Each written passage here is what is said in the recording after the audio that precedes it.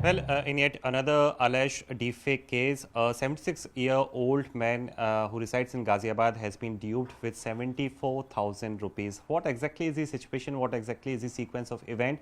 To tell more on the same, we are joined by the daughter of the victim person, Monika Sharma. बहुत शुक्रिया हमसे बात करने के लिए, और आप बात कर रही हैं इसके लिए बहुत शुक्रिया, क्योंकि आपसे सुनकर के बहुत लोग अवेयर होंगे. पूरा सीक्वेंस अगर आप बता पाएं कि एग्जैक्टली हुआ क्या था आपके फादर के साथ.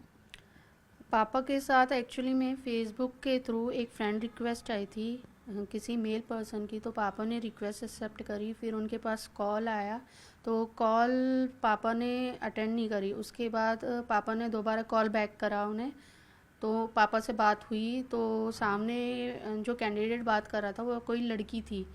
इनसे बात करते करते उसने कुछ गलत बातें स्टार्ट करी तो पापा ने फ़ोन डिडक्ट कट कर दिया था। फिर उसके बाद उसकी वीडियो कॉल आई, वीडियो कॉल एकदम न्यूड थी। तो न्यूड वीडियो कॉल को जब पापा से वो गलत बातें स्टार्ट कर दी या गंदी बातें स्टार्ट करी तो पापा ने फिर फ़ोन को काटना ही ज़रूरी समझा और उस नंबर को ब्लॉक्ड कर दिया उन्होंने।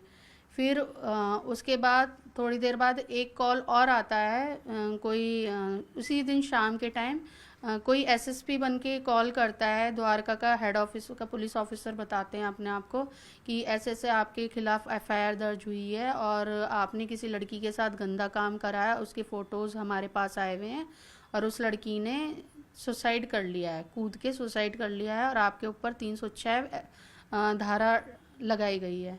और अगर आप इससे बचना चाहते हो तो हमारे पास संजय जी बैठे हुए हैं, आपको मैं इनका नंबर दे रहा हूँ, आप एक बार उनसे बात कर लीजिए।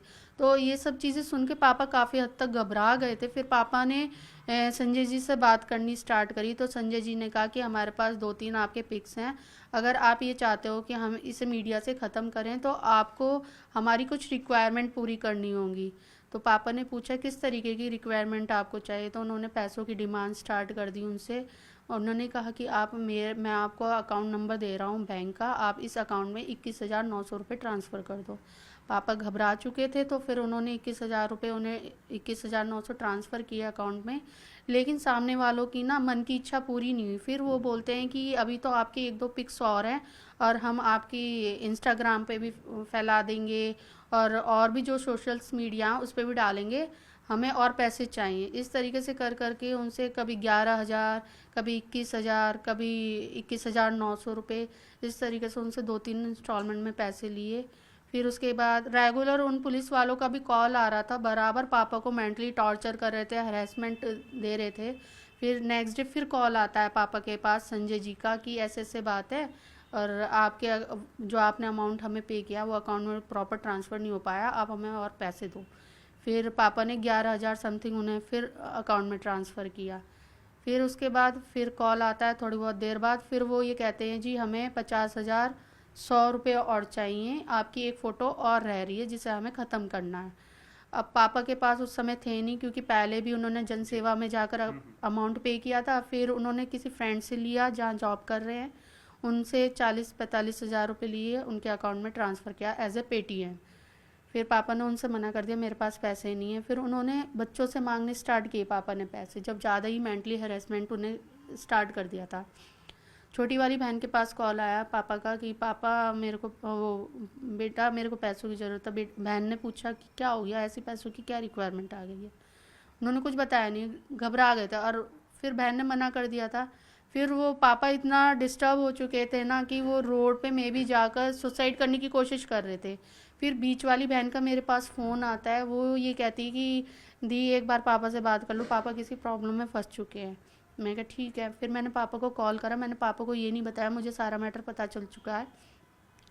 पापा जब आए फिर उनका कॉल पे संजय जी का कॉल आ रहा था। मैंने पापा से फ़ोन लेकर संजय जी से बात करनी स्टार्ट करी।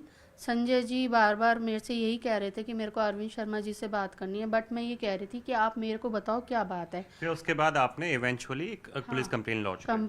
कंप्लेंट करवाई हमने। ठीक है, बहुत अच्छी बात है कि आपने कंप्लेन लॉन्च कराई. So this is the shocking incident which has come to light, but Ridhima, the important point to note here is this is not the first of its kind incident. In fact, earlier as well we have seen that how usually elderly men have lost their savings as well, lakhs of rupees, because the deepfake technology has been used allegedly. And why we are saying so? Because the Ghaziabad police is also working out on a case. They are currently working on 2 points. Firstly, they have written to Meta, and they are also writing an email to bank as well, which is the HDFC. On another side, they are tracing the number with which the call has also been received, and the person who are said to be accused, they were impersonating as the retired ADG officer who has been to the position in Lucknow and Prayagraj city as well. This is the reason why it is being said that the morphed video, so to say, which was being projected as a sitting senior official from Dwarka, that was something which was being impersonated as a with the use of the deep fake technology. So now the